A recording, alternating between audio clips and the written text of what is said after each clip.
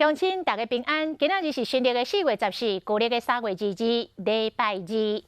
这个喙暗实名制2.0开始来实施了后，取消掉单双号的限制，而且提升为14天会当买9片。这声药房的负担更加沉重了，有240间的药房还阁卖喙暗啊。像这个花莲县本地健保的药局有97间，即摆有7间要来退出，因为这7间拢是一人的药房，实在是载袂掉了。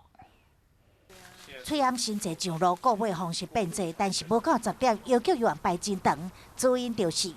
网络的是要比较比较头脑比较好的，我们像那老人家的就没有办法。这款的问题普遍发生在老年人口较侪花莲，过这款的购买习惯，嘛，互当地药局食袂消，进前传出专台，有240间的药局要退出帮卖喙暗的行列。其中，伫花莲县内原本有97间的健保药局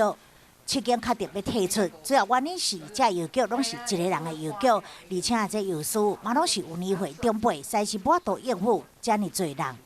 那现在是9片装，因为每片口罩有的时候我们还要再好好的数它的数量，怕会有错误，这个时候就会增加比较多的